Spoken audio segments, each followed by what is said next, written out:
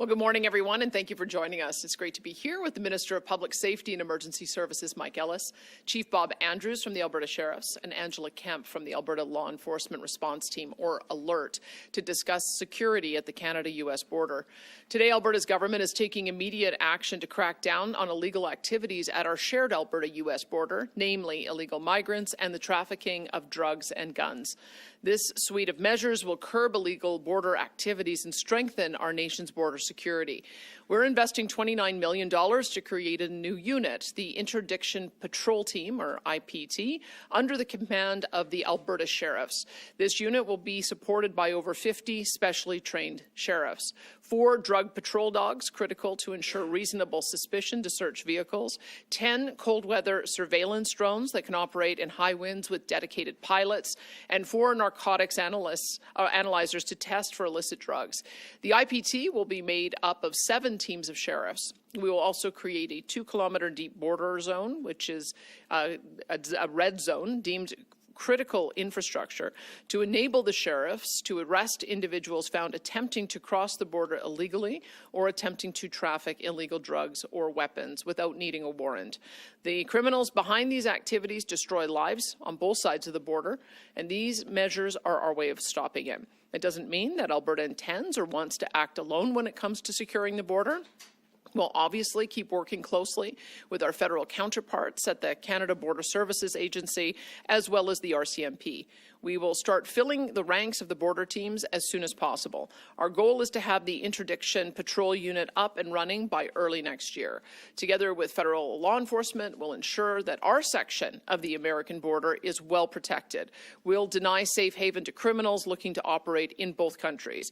And if we succeed and maintain proper border security, I expect we will have a very strong relationship with the United States, as we always have. Now I'd like to invite Minister Mike Ellis forward to share more details about the new unit. Well, thank you very much, Premier. I am Mike Ellis. I am the Deputy Premier and Minister of Public Safety and Emergency Services. I want to thank everyone here for joining us today, including, of course, Chief Bob Andrews of the Alberta Sheriff's, Inspector Angela Kemp of the Alberta Law Enforcement Response Teams. Look, we all know that the border that we share with our neighbours to the south is a great source of economic activity, prosperity for our province. We know that Alberta's border with the United States is vast, a full 298 kilometres in fact, and there are significant landmass between each official port of entry, and more resources are needed to sufficiently patrol all of that space.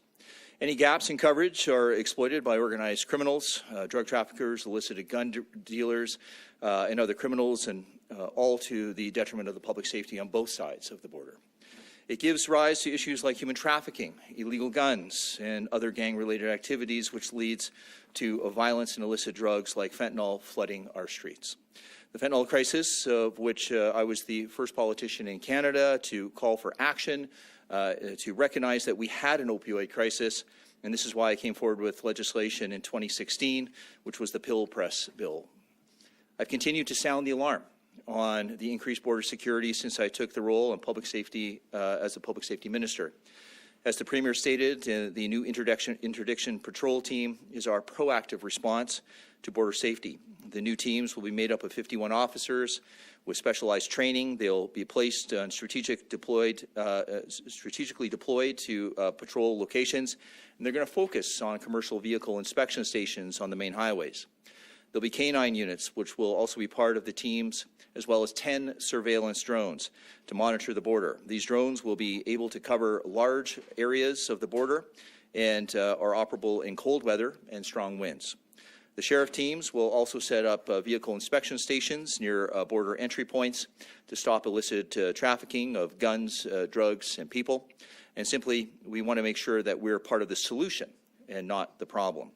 Sheriff teams will be tasked with ramping up security along the Alberta-U.S. border, cracking down on illegal cross-border activity. Operationally, they'll work closely with the RCMP's Federal Policing Service. Yesterday, I had the opportunity to meet with the Canada Border Services Agency and the RCMP, where we were able to share the plan with them. I'm happy to say that we all agreed that there was a strong agreement that the importance of collaboration towards a shared goal of a secured border. The Alberta Sheriffs have agreed and have already been doing a great job at augmenting and supporting local law enforcement, and I know that we'll do the same with the new Interdiction Patrol Team. The Interdiction Patrol Team will primarily focus on securing Alberta's border with the United States, Montana, and will also provide coverage to major provincial highways and known interprovincial travel routes leading and from these areas. The teams are well trained and will be equipped to the state-of-the-art equipment to take on this new function. And this specialized interdiction training helps law enforcement identify specific indicators of drug smuggling and human trafficking and provides them with the tools to identify these criminals. I'd also like to highlight the work of Attorney General Minister Amory, who is doing some work to add to the border security. Alberta's government will create a border red zone by amending the regulations under the Critical Infrastructure Defence Act. The zone will be at least 2 kilometers deep and will be designated as essential infrastructure. This will enable law enforcement to arrest individuals found committing an offence under the Act, and this will enable us to further protect our borders.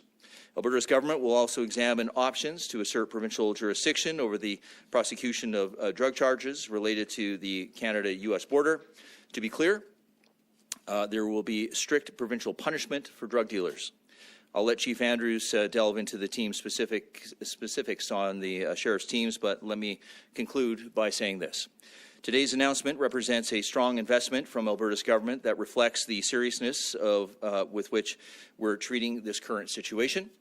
No amount of crime is acceptable along Alberta's border or anywhere else in our province, for that matter. And while we work with our federal and international partners to address this issue, we will not sit idly by and wait for a solution to be handed to us. It's the Alberta way to take initiative and set an example for the rest of the country. So let's let today's announcement be crystal clear and a message to all illegal drugs and illegal drug dealers that you are not welcome here in this province. As the Premier and I have stated many times before, that we will do whatever it takes to keep Albertans safe, and we will also do anything necessary to protect our borders to ensure this safety. We're taking a zero tolerance stance on this issue, full stop. And with that, I'd like to thank and welcome Chief Andrews to the podium to say a few words. Thank you. Thank you, Minister Ellis. Good morning, everyone. As has been mentioned, monitoring the nearly 300-kilometer Alberta-Montana border is a task requiring a coordinated and specialized approach.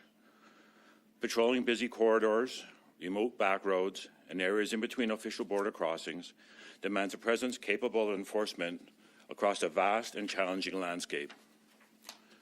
Collaboration with our federal partners in the RCMP and Canada Border Services Agency will be key to for the interdiction team, patrol team's success in confronting cross-border illegal activity.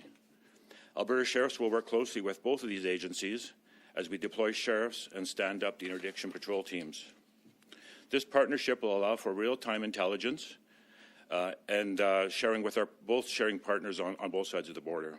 In particular, the team will work closely with the RCMP's federal policing services, which already monitors areas along the Alberta-U.S. border between official ports of entry. Access to federal and international border intelligence will ensure these teams have an immediate impact on the trafficking of people, drugs, and guns between Alberta and the United States. In terms of organizational structure, the Interdiction Patrol Team will be situated within Sheriff Highway Patrol and will consist of 51 new members. Their strategic deployment will ensure the Interdiction Patrol Team is strongly positioned to pool resources in response to imminent cross-border illegal activity. They will gather and share intelligence to help target areas of potential vulnerability where they can intercept people and vehicles suspected of carrying out illegal activities. Members of the unit will be authorized under federal legislation, which includes the Criminal Code, the Cannabis Act, the Controlled Drugs and Substances Act, the Identification of Criminals Act, the Federal Motor Vehicle Transport Act, along with all relevant provincial acts and regulations. Already, 32 sheriffs have taken the RCMP interdiction training. This has formed a basis for a smooth and efficient interagency communication and collaboration moving forward. We're also ensuring the interdiction teams have the necessary tools to do the job. Specialized equipment, including all-weather surveillance drones, off-highway vehicles, thermal and night vision optical gear, and drug and chemical identification systems will provide essential support for the sheriffs in this multifaceted role. Crime does not respect borders. Our interdiction patrol team will have the training and resources they need to do their part in maintaining a cohesive and highly responsive cross-border enforcement strategy with our partners. I want to thank the Premier and Minister Ellis for having faith in the Alberta Sheriffs to take a pivotal role in this important initiative. As has been mentioned, strong partnerships with federal and American law enforcement are essential for the interdiction team's success. This will be part of a comprehensive and seamless approach to international border security, keeping people and communities safe on both sides of the border. Thank you. We'll now invite Inspector Kemp from Alberta Law Enforcement Response Teams to the podium. Thank you, Chief. Alert is made up of the province's most sophisticated policing resources and is an integration between the Calgary Police Service, the Edmonton Police Service, the Royal Canadian Mounted Police, and the Alberta Sheriffs. Alert is funded by the Alberta government and is the province's response to serious and organized crime. Organized crime is the driving force behind the fentanyl trade, and Alert has been at the forefront of disrupting fentanyl in the province. Alert's integrated and specialized enforcement teams has seized over 250,000 fentanyl pills, has seized nearly 90 kilograms of fentanyl powders, and has seized a literal ton of fentanyl precursors and buffing agents. From the very first fentanyl seizure in the province in 2013 to the recent dismantling of the fentanyl superlab in Valley View, Alert has been leaders in disrupting the fentanyl trade and putting drug dealers in jail. Alert is responsible for some of the largest fentanyl seizures in the province, and we have worked tirelessly towards getting harmful substances off our streets, tackling this issue from all fronts. This is an all-hands-on-deck approach, and fentanyl, as we know, is a crisis in law enforcement that we have never seen. As a result, fentanyl has changed the landscape of organized crime, putting record profits in the hands of criminals, meanwhile indiscriminately killing thousands of Albertans. I offer my sympathies to the friends and family members who have lost loved ones due to this crisis, and the unfortunate reality is that fentanyl has negatively affected everyone. It's a poison that has spread to every corner of our province, and no one has been immune. The police have said many times that we are unable to arrest our way out of this problem. While that is true, we will remain nimble and work together as law enforcement partners. We will continue to collaborate to find new solutions and forge alliances to combat fentanyl. Regardless of what uniform we wear, what agency we represent, we will aggressively target drug dealers, disrupt the fentanyl trade in this province, and keep our communities safe. Thank you. Oh.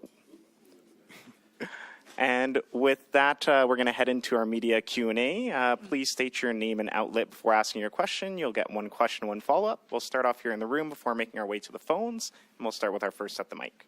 Hi there, for the Premier, Michael King, Global News.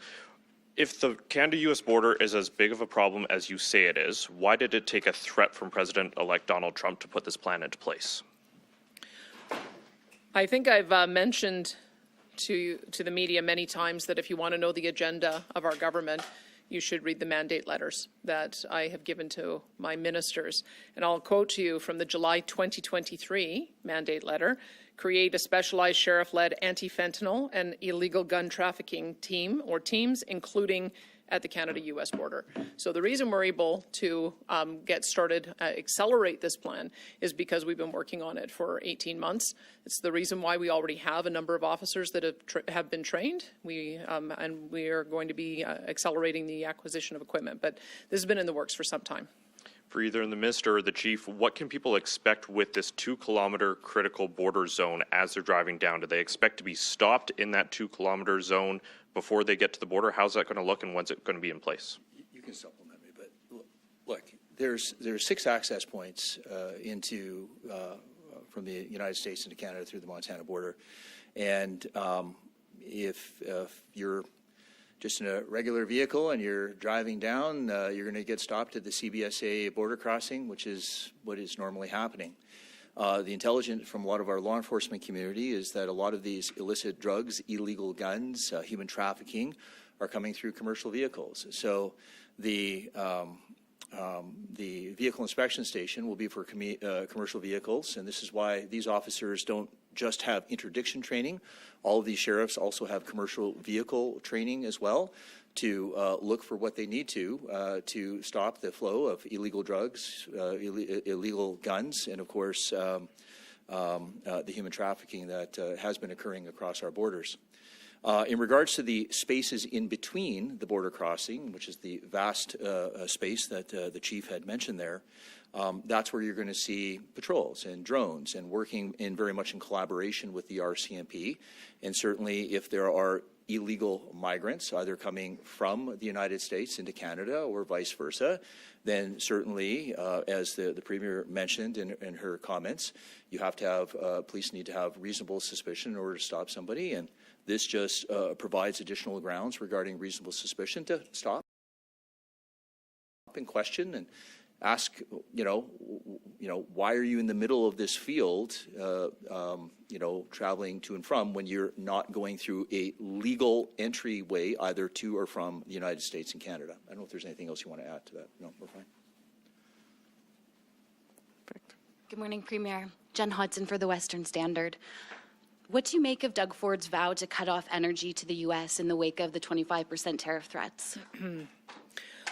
Well, let me be clear from the Alberta perspective. Under no circumstances will Alberta agree to cut off oil and gas exports. We don't support tariffs. I don't support tariffs on Canadian goods, and I don't support tariffs on U.S. goods, because all it does is make life more expensive for everyday Canadians and everyday Americans. So instead, we're taking a diplomatic approach, and we're meeting with our allies in the U.S. We're making the case for Alberta oil and gas to be part of the solution to energy affordability, to energy security, and to, generally speaking, North American defense security as well. And of course, we'll work with our counterparts in Montana in a shared border arrangement so that we can improve public safety, crack down on illegal migrants and illegal drug trafficking. And that's part of the reason why we're announcing this today. We know that there are issues that have been identified that are irritants to the current administration. We've identified those as a problem in Alberta as well. We're accelerating our plan, but that is our approach, is one of diplomacy, not threats. And Rachel Notley just announced her resignation as MLA from Edmonton Strathcona. Would you be willing to comment on that? Yeah, I mean, she was Premier for 4 years, and she was one of our longest-serving members of the Legislative Assembly. I think when you look at the support that she got in her community during elections, people felt very well represented by her. So I'll look forward to seeing what her next steps are.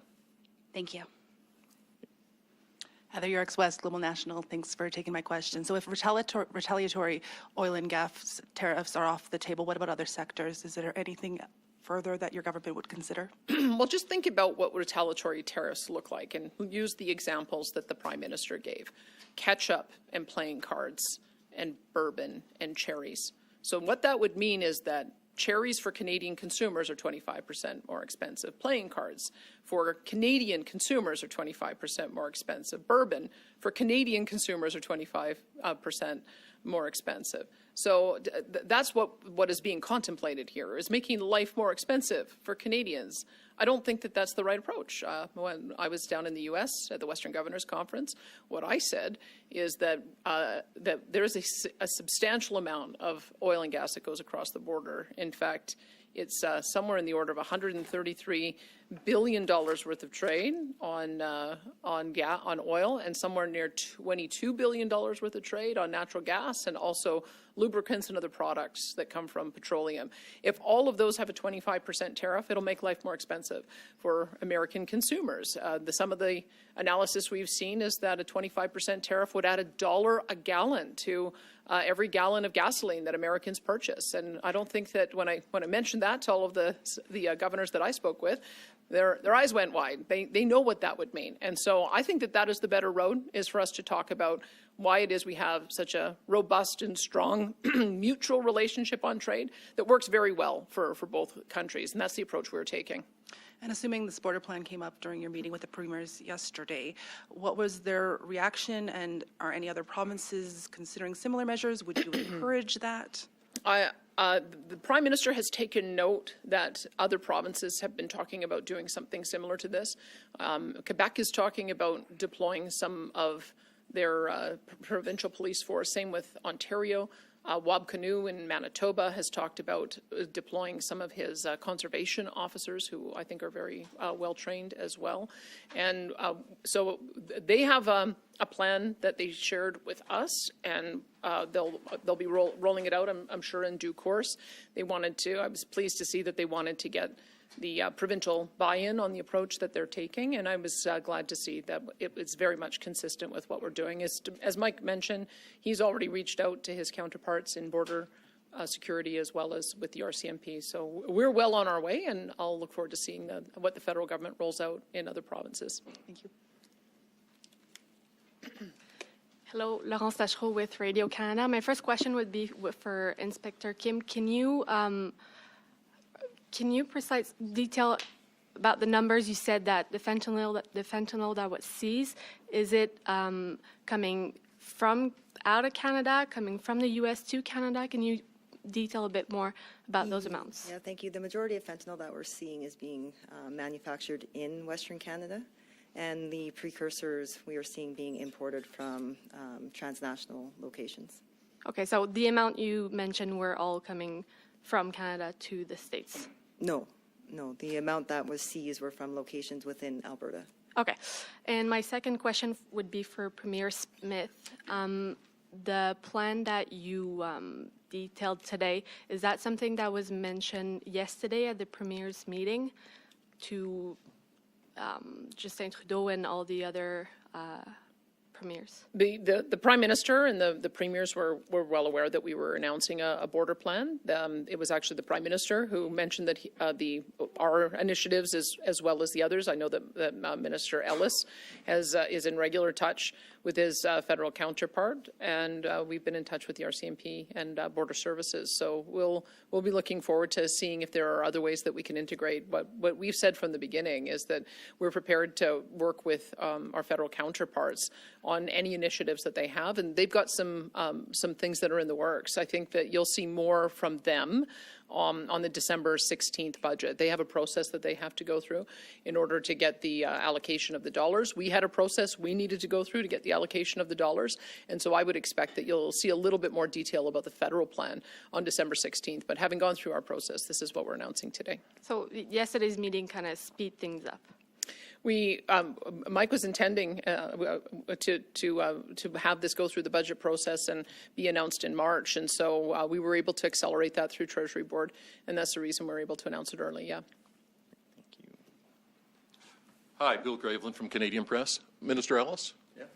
I'm curious if there's been a single case that you can think of illegal migrants coming across the Alberta border. It's not Manitoba or Quebec where people can just sort of wander across.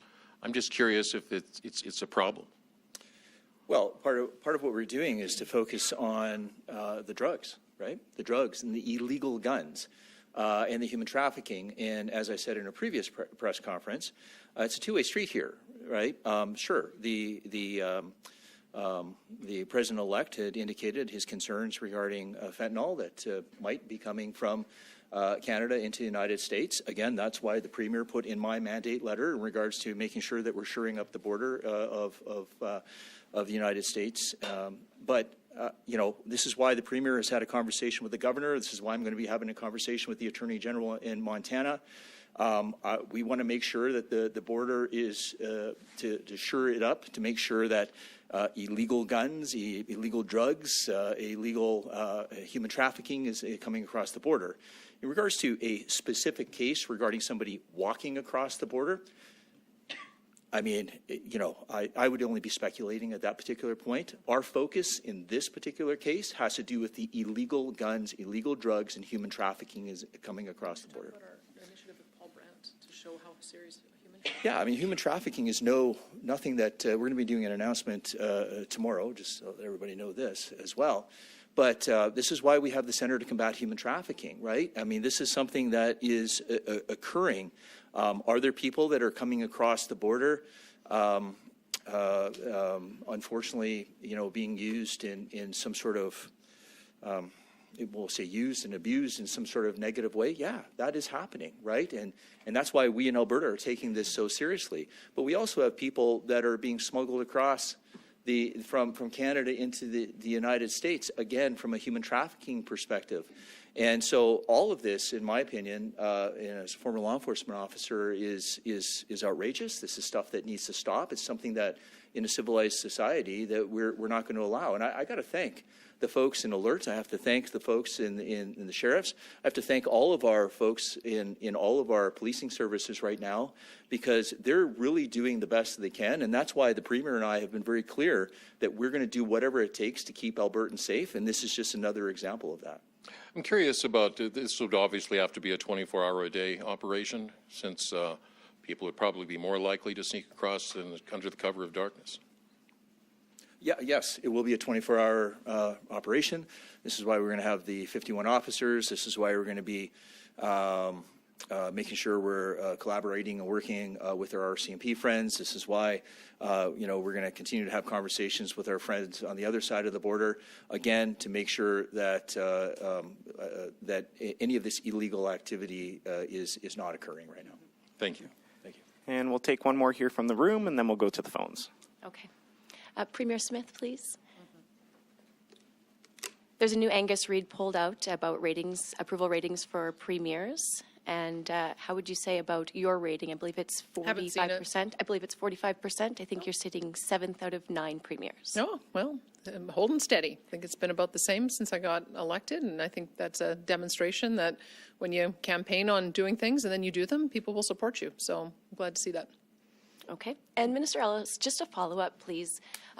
Maybe this is going to be more of what you're going to speak about tomorrow, but when you mentioned human trafficking, because these will be focused on commercial vehicle stops to combat the fentanyl and the guns, is that also where you're seeing human trafficking, through the commercial vehicles? That's one of them, yeah.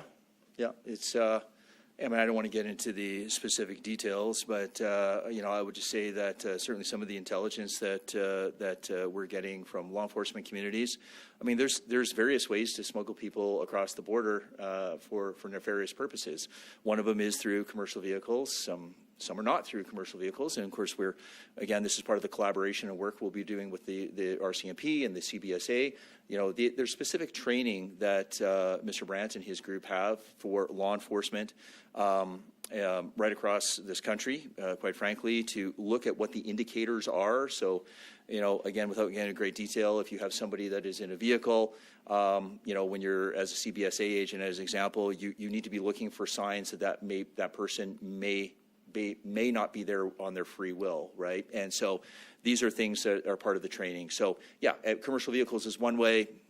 There are various other ways to smuggle people. Airports, this is why Mr. Brandt's done a lot of stuff at airports right across this country, and hoping, as well as the United States as well, he's hoping to get into, because there's just various ways to smuggle people. Thank you. Thank you. Thank you. We'll head over to the phones now. Operator, could you put through our first caller, please?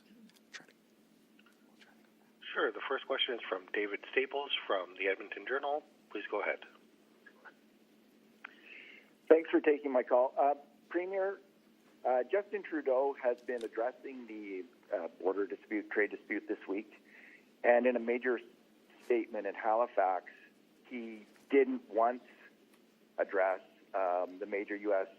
concerns put forward by Donald Trump about illegal fentanyl and migrants. And instead, he's been scolding American voters for not electing Kamala Harris and not adopting progressive policies. What do you think of Trudeau's messaging to Trump so far, public messaging so far to Trump on this tariff border dispute issue? It's not helpful, and I mentioned that on our call yesterday. I think the American people voted pretty decisively for the Republicans and for President-elect Donald Trump in particular. And as a trading partner, an ally of the United States, I respect their vote, and I look forward to working with the new administration on our shared concerns. Steve Verhoeven, who led Canada's negotiations, I understand from 2017 to 2021, was quoted as saying that he thinks there's a possibility food and oil and gas would be exempted from the Trump tariffs.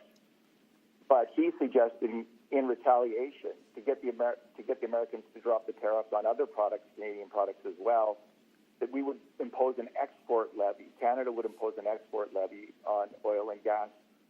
What do you think of what he's suggesting? It's a terrible idea. As you know, as the owner of oil and gas, think about what that would mean.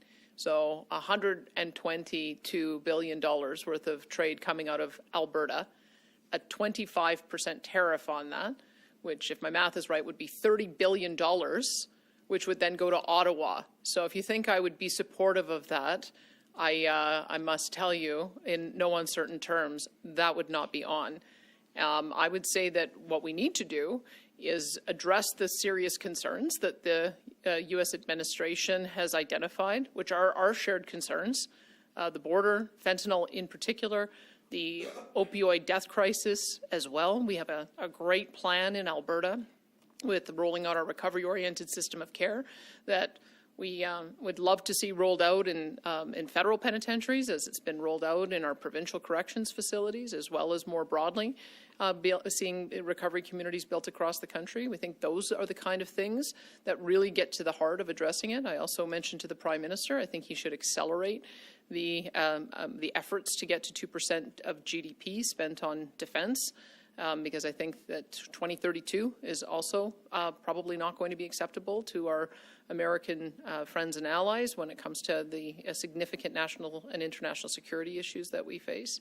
But I would say our best strategy would be this, that we recognize that we provide America with a lot of the raw materials and component parts that help to fuel their industry. We've got various goods that go back and forth across the border, whether it's oil from here that goes to U.S. refineries that comes back into Canada as finished product, or whether it's beef that goes into the U.S. and then comes back into Canada as finished product. You can say the same thing for forestry. You can say the same thing on component parts for manufacturing. You can say the same thing on plastics. That's the education that I think that we need to make sure that our American counterparts understand, is that this mutual trade relationship is mutual and beneficial. And so I would be wanting to lead with how we can get more of our product into the United States, particularly on the energy front. We know that the Americans are going to continue on a growth path, and they need to have reliable partners of heavy oil. The other options are places like Iran and Iraq and Venezuela. And I think we can make a very good case about why it is that we should be the preferred export partner. So I'm all in favor of doing whatever we can to eliminate tariffs on all sides. So both on American goods and Canadian goods. And let's talk about our shared interests. I think that's where we need to start. Thank you, David. Operator, could you put through our next caller, please? The next question is from Tyler Dawson from the National Post. Please go ahead. Good morning, either for the Premier or Public Safety Minister. The announcement in the press release mentions warrantless searches or arrests without a warrant within that 2-kilometer zone.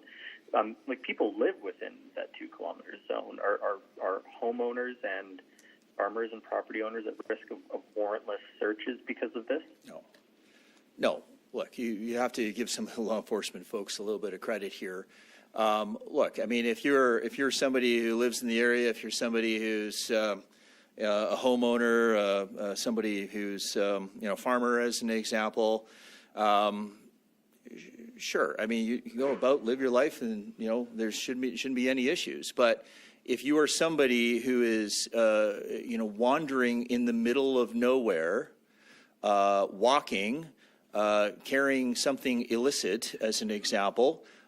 Certainly, there is reasonable suspicion to have a question and say, hi, what are you doing out here?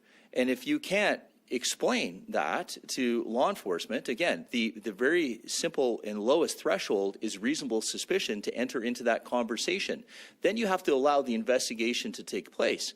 But to make it sound as though that there's going to be a ton of warrantless searches going on, quite frankly, is not correct. That's good to know. I imagine people down there still remember the high-level stuff, so it's good to have some clarity on that. Other question I wanted to ask was, you'd mentioned, or sorry, the Premier had mentioned that there's been discussion with other provinces. Has there been any sort of direct coordination with our immediate neighbors, either British Columbia or Saskatchewan, about coordinating with them on their sections of the border? So we're open to that conversation. I would just say that the Premier, and she's more than capable of speaking to this, but I would say that, you know, obviously she let the other premiers know what was occurring, and maybe I'll allow her to expand on that. We announced that we were going to be going in this direction a couple of weeks ago. As I mentioned, Ontario, Quebec, and Manitoba have similar plans. We may just be able to announce it earlier because we started on this back in July of last year, and so we were able to accelerate our plans. I have had a conversation with Montana Governor Giannaforte, and I've asked my public safety minister to coordinate with their attorney general, which is the equivalent position in the U.S., in order to be able to make sure that we've got cross-border collaboration and information sharing. I've suggested that we get together for a summit with the Montana governor, and he seems amenable to that. We have to pin down a date in the new year to be able to do that. And in addition, I have mentioned that to Premier David Eby as well as Premier Scott Moe, that they may wish to attend, because if you look at Montana, it is the largest border state bordering the Canadian border. North Dakota is pretty large too, but Montana covers all of Alberta, a little bit of BC, as well as Saskatchewan. So it will require a shared effort with Saskatchewan and British Columbia as well. Perfect. Thank you, Tyler. Operator, could you put through our next caller, please? The next question is from Lisa Johnson from Canadian Press. Please go ahead. Thanks for taking my question. I know, Premier, you mentioned that this has been the plan for some time, and you pointed to the mandate letter from last June, I think. But I'm wondering if you could offer some clarity, like how does this differ from what you had in mind when you wrote that in the mandate letter? We only have the kind of one sentence, not a whole lot of details in the mandate letter, but you mentioned this is an acceleration of the plan. Is it just a matter of speeding up the timeline, or does this differ from what you had in mind originally? Is it an expansion, for example? I'll let Mike talk to that, but there have been a number of specialized teams that we've been rolling out, as you've seen, over the last short while here. We have scan teams that are surveillance teams on drug houses, and they almost every week, I think, are announcing a new drug house that they're shutting down. We have our surveillance teams that work in collaboration with that. We've got our fugitive apprehension teams, really successful rollout of that at the end of December last year. I think we announced some very positive responses in being able to arrest the worst criminals. There was a good example of our coordination with RCMP Edmonton Police Service and our sheriffs in the north. I think we were able to identify 1,000 of the worst bad guys and do a blitz over 2 weeks to apprehend them. And then we opened up another fugitive apprehension team in the south related to that. So we've been putting these different pieces in place. In addition, Mike has been working to accelerate the training. There's been a bunch of additional training that had to occur in order to be able to bring the sheriffs up to a point where they could collaborate as equals with their policing counterparts. So I'll let Mike talk about what has happened over the last 18 months on this file in particular. Yeah, thank you, Premier. Yes, I mean, we had already, as the chief mentioned, I mean, we have 32 officers that are trained for interdiction training. Almost all of our officers, we'll say at least in the Highway Patrol, have commercial vehicle training. So we had already done a lot of pre-planning here. We had a Treasury Board meeting yesterday, quite frankly, for which I presented. And, obviously the only thing that was accelerated was that we just made sure that we had the comprehensive plan, which includes all the specialized equipment. But as far as the training of the officers and the when they would be deployed and stuff like that. As the Premier mentioned, we were looking around the March type of area. So this was always part of the plan. But with the great work that's being done by the sheriffs, and of course in collaboration with our friends in the CVSA and the RCMP, we were able to accelerate that plan where we can look at a form of deployment in quite frankly, early January. And do you have a follow-up, Lisa? Yeah, thanks for that. I mean, it's still a little bit unclear to me whether you were going to do this regardless of Mr. Trump's concerns. It was just a matter of time. But my follow-up question is... well, the simple answer is yes. Yeah. Oh, okay. Simple answer is yeah. We were going to do this regardless of what President-elect Trump said. Thank you. But you can ask your other question. Thank you, Minister. Just in regards to Ms. Notley, Premier, I'm wondering specifically, will you call a by-election in time for Mr. Nenshi to take the Edmonton-Strathcona seat in time for him to join the spring sitting of the legislature? I don't know what the leader of the NDP's intentions are. He chose not to run in the most recent by-election that we're having on December 18th. I waited as long as I could to see if somebody would step down for him so that we could hold the two of them together. No one did, so I guess we'll have to wait and see. It's news to me. Early today, I guess, was the decision. We've got Christmas season now. We've got planning for our spring session. And so we've got a nomination process that we have to go through. Presumably, if he doesn't run, they'll have a nomination process that they have to go through there. So I don't want to prejudge that. I guess I'll just have to wait and see what his intentions are. Thank you, Lisa. We have time for one last question from the phones, and we'll try and come back here in person for the last question. Operator, could you put through the next caller, please? The next question is from Shalane Salsa. Please go ahead. Hi, thank you so much for taking my question. Also for the Premier, and on that note of Rachel Notley's resignation, obviously Edmonton Strathcona has been a long-held NDP seat. What's your party's strategy to try to secure that? I'll have to talk to my campaign manager about that. My campaign team is currently working to win a seat in Lethbridge West, so haven't given any thought to what we might do in Edmonton Strathcona. Okay, and as a follow-up, I think this one would be best suited for Minister Ellis. I'm hoping to ask about the security guard who was killed while working alone here in Edmonton. Wondering if there are any conversations about changes that are needed to improve the security for those the security guards working alone, if there's any need for enhanced training or what you're considering. Well, look, first of all, I used to be a security guard. So my heart goes out to that family and anyone who's been affected by this. Look, I haven't had a report back from the department as to any sort of recommendations, but I will say this. This is why I always say, every time, regardless of a municipality or somebody thinks that the solution is a security guard, I have to tell you that it's not. When we're talking about potential risk for people in very concerning circumstances, this is why you need people with specialized training. You need, at the minimum, peace officers, but I always prefer that we need police officers. This is why we are trying to accelerate and do whatever we can to get more police officers in the province of Alberta to help and augment and support and do what we can. This is why the Premier had us deploy officers into downtown Calgary, downtown Edmonton, in high crime areas. This is why that we have funded, as an Alberta government, 50 new police officers in Calgary and Edmonton. So look, it's a dangerous. Look, all of it's been dangerous. Whether I was a police officer or whether I was a security guard, these are all things that where there is a form of risk. I will look forward to the recommendations and what my department is going to say, but I will say this. This is why we should never, ever defund the police. This is why we always make sure that we, as the Premier has said, and I have said many times before, we will do whatever it takes to keep Albertans safe, and that's why we will continue to support our law enforcement right throughout this province. Thank you. And we'll go to our last question at the mic here. Hi, Josh McLean, CBC News. My questions will be for Minister Ellis.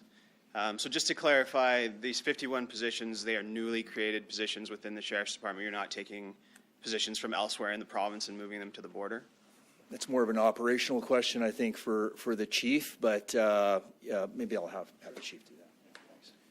Yes, they are new positions, and obviously the recruitment will be from within the sheriff's branch, primarily our highway patrol and fish and wildlife enforcement services. Okay, thank you. And then I guess this would be for the minister. Sure.